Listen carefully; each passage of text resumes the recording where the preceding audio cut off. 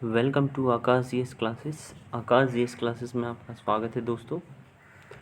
ये हमारा जो नदियों का भारत की प्रमुख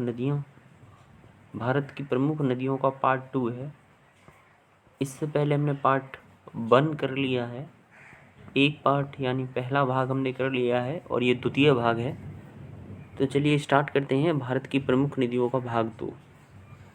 तो इसमें है नर्मदा नदी। तो नर्मदा नदी रह गई थी हमारी, वो आज हम कंप्लीट कर लेते हैं। यह अमरकंटक से निकलती है, यानी मध्य प्रदेश से निकलती है। अमरकंटक मैंने बता दिया था पहले ही। यह अमरकंटक से निकलती है कौन? नर्मदा नदी। ठीक है। यह विंध्याचल एवं सतपुड़ा पर्वत श्रृंखला के मध्य से बाकी नदियों के विपरीत पश्चिम दिशा में प्रभावित होकर खंबात की खाड़ी में गिरती है। तो प्रश्न यहाँ से आता है दोस्तों, सभी कॉम्पिटिटिव एग्जाम में। अभी फ़िलहाल SSC GD और SSC MTS का एग्ज़ाम होने वाला है, तो वहाँ प्रश्न बन सकता है ये कि भारत की ऐसी सिर्फ 2 नदियाँ हैं, नर्मदा और ताप्ती, जो कि विपरीत दिशा में बहती हैं, यानी पश्चिम दिशा में बहती हैं। सिर्फ पश्चिम दिशा में बहने वाली भारत की इनमें से कौन सी नदी है, ऐसे करके प्रश्न आएगा। तो आप आराम से बता दीजिएगा, नर्मदा नदी जो है पश्चिम की ओर बहती है और खंबात की खाड़ी में गिरती है। ठीक है। तो जो बाकी नदियां हैं सारी पूरब की ओर गिर के बंगाल की खाड़ी में गिरती हैं, या पश्चिम दिशा में प्रभावित होकर खंबात की खाड़ी में गिरती है। यह जबलपुर में भेड़ाघाट के समीप धुआंधार जलप्रपात। तो यहाँ से भी प्रश्न आ सकता है कि धुआंधार जलप्रपात किस नदी पे है। ठीक है। तो यह जबलपुर में भेड़ाघाट के समीप धुआंधार जलप्रपात का निर्माण करती है, या कौन सी नदी धुआंधार जलप्रपात का निर्माण करती है? तो नर्मदा नदी इसका सही उत्तर है। यह नदी डेल्टा का निर्माण नहीं करती है। ठीक है। डेल्टा मतलब मिट्टी द्वारा लाई गई नदी द्वारा लाई गई जो मिट्टी है उसके जमाव द्वारा जो एक क्षेत्र बनता है उसे डेल्टा कहते हैं। जैसे गंगा जो है सुंदरबन का डेल्टा का निर्माण करती है, और जो विश्व का सबसे बड़ा डेल्टा है, और जहाँ विभिन्न तरह के क्या होते हैं, जीव रहते हैं। किसमें? सुंदरबन के डेल्टा में। ठीक है। जो अपनी जैव विविधता के लिए प्रसिद्ध है। ठीक है। बायोडाइवर्सिटी के लिए क्या है?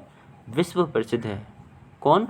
सुंदरबन का डेल्टा। तो बाकी सारी नदियाँ जो होती हैं वो डेल्टा का निर्माण करती हैं, जबकि जो नर्मदा है ये डेल्टा का निर्माण ना करके एस्चुरी मतलब ज्वारंतमुख बनाती हैं। ठीक है। ज्वारंतमुख बनाती हैं। इस नदी पर सरदार सरोवर परियोजना का निर्माण किया गया है।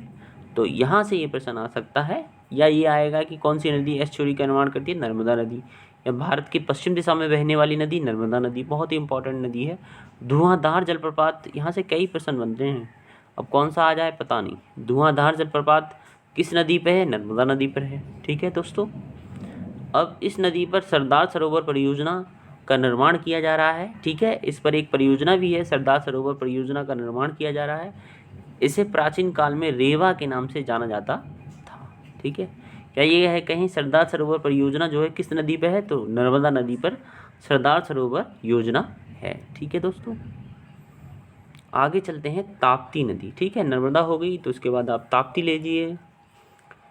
तो नर्मदा नदी आपको याद होनी चाहिए कहाँ से निकलती है? अमरकंटक। ठीक है। अब चलते हैं ताप्ती। यह बैतूल के निकट मुल्ताई से निकलती है। ठीक है। बैतूल यानी ये भी MP में है, मुल्ताई से निकलती है। यह भी बाकी नदियों के विपरीत नर्मदा की भांति पश्चिम की ओर प्रभावित होती है। ठीक है। मैंने बताया था सिर्फ 2 ऐसी नदियां हैं, सिर्फ 2 नदियां ऐसी हैं जो पूरब दिशा में ना बहकर पश्चिम दिशा में बहती हैं। आप इन्हें याद रख लीजिएगा, नर्मदा एवं ताप्ती। नर्मदा एवं ताप्ती नदियाँ। ठीक है। ये पूर्व दिशा में ना बहकर पश्चिम दिशा में बहती हैं। कुछ इस तरह से ये है। तो ये बाकी सारी नदियाँ जो हैं इस तरह से बंगाल की खाड़ी में गिर जाती हैं। ये बंगाल की खाड़ी है, यहाँ गिर जाती हैं, और ये कुछ इस तरह से पश्चिम दिशा में बहती हैं। ठीक है। तो आप नॉर्मली आप जान लीजिए, कोई भी किसी भी चीज़ को आप इस तरह से जब विभाजित करेंगे तो ये पूर्व होगा, ये पश्चिम होगा, ये उत्तर होगा, और ये दक्षिण होगा, east west north and south. इसे ही आप ऐसे करके ऐसे जोड़ दो तो ये हमारे देश का नक्शा हो गया लगभग लगभग। ये जो एरिया है पश्चिम बंगाल के पास है, मध्य और उड़ीसा के नीचे, ये बंगाल की खाड़ी है, ये बंगाल की खाड़ी, बे ऑफ बंगाल है। तो बाकी नदियाँ जो हैं सारी की सारी बंगाल की खाड़ी में गिरती हैं, बल्कि ये जो नदियाँ हैं ये पश्चिम की ओर बहती हैं। कौन सी? नर्मदा और ताप्ती। ठीक है, ताप्ती के बारे में हम पढ़ रहे थे।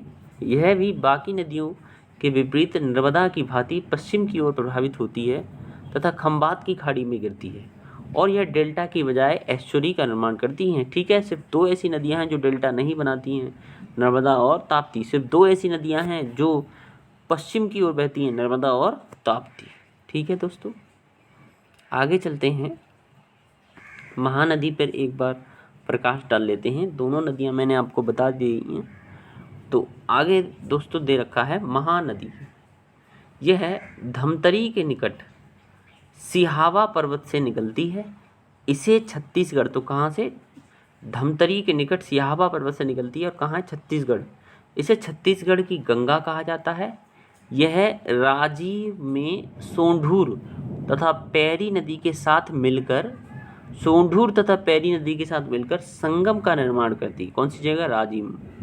इसी कारण राजिम को छत्तीसगढ़ का क्या कहते हैं? प्रयाग कहते हैं। ये क्या है? राजिम कहाँ है? छत्तीसगढ़ में है, इसलिए राजिम को छत्तीसगढ़ का प्रयाग कहते हैं। क्यों कहते हैं? क्योंकि यहाँ पे दो नदियाँ जो सहायक नदियाँ इसमें मिलती हैं, सोंढूर तथा पैरी। ठीक है, इतना इम्पोर्टेंट नहीं है, कभी एग्जाम में नहीं आएगा। यह नदी उड़ीसा के संबलपुर में भारत का सबसे लंबा बांध, यहाँ आप देख लीजिएगा, जो भारत का सबसे लंबा बांध सबको पता है, हीराकुंड बांध जो है महानदी पर है। ठीक है, और भारत का सबसे बड़ा बांध कहाँ है? सतलुज नदी पर।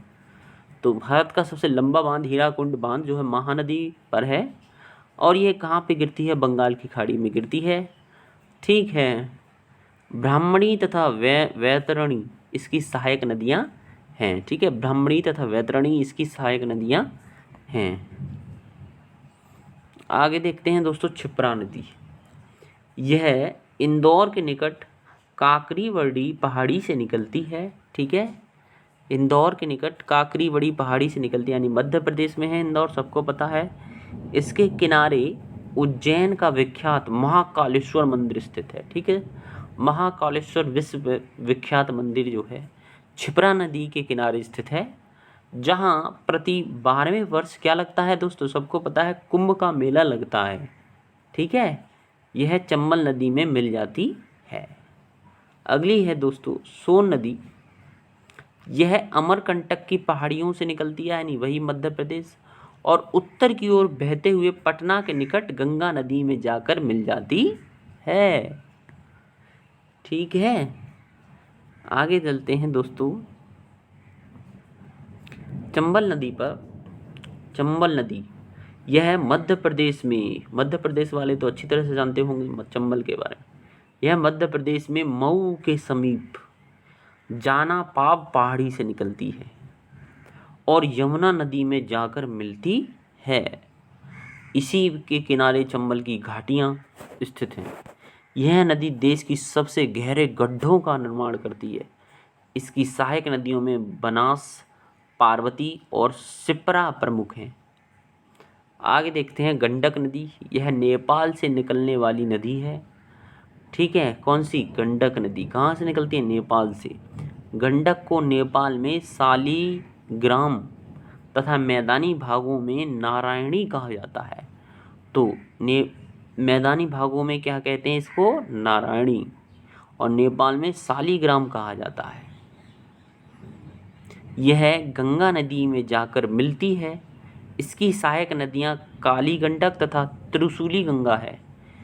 इसमें मिलने वाले गोल गोल पत्थरों को सालीग्राम कहा जाता है। ठीक है, आगे इस सीजन की लास्ट जो नदी थी वो है गोदावरी नदी। ठीक है, सब जानते हैं इसे क्या कहते हैं? दक्षिण भारत की गंगा। इसे दक्षिण की गंगा के नाम से जाना जाता है, यहाँ पे भी दे रखा है। यह नासिक के निकट त्रियंबक पहाड़ियों से निकलती है। मैंने अपने जो कुछ महत्वपूर्ण प्रश्नों की जो प्रश्नावली थी, जो कि उत्तर प्रदेश सहायक अध्यापक भर्ती परीक्षा में आए थे या उत्तर प्रदेश यूपी टेट के जो मैंने सॉल्व पेपर करवा रखे हैं उसमें यहाँ से एक प्रश्न बना था। तो प्रश्न कहीं से भी किसी भी एग्ज़ाम में आ सकते हैं। आप सारी सीरीज करिए जो मैंने करवा रखे हैं कुछ महत्वपूर्ण प्रश्नों की सीरीज श्रृंखला, कुछ महत्वपूर्ण प्रश्नों की श्रृंखला जो मैंने करवा रखी है और उसमें यूपी टेट सॉल्व पेपर भी करके मैंने डाल रखा है। तो वो अति महत्वपूर्ण प्रश्न है, वो कहीं पे भी आए हुए हैं। देखिए, यह नासिक के निकट त्र्यंबक पहाड़ियों से निकलती है। यह दक्षिण भारत की सबसे लंबी नदी है। इसे दक्षिण की गंगा के नाम से जाना जाता है, इतना सबको पता है। यह बंगाल की खाड़ी में जाकर गिरती है। इसकी सहायक नदियों में पवरा, पूर्णा, मंजिरा, वेदगंगा, इंद्रावती, सबरी आदि प्रमुख हैं। इसे वृद्धगंगा भी कहा जाता है। इतना काफ़ी है दोस्तों, आप इसे ठीक से पढ़िएगा। Thank you very much.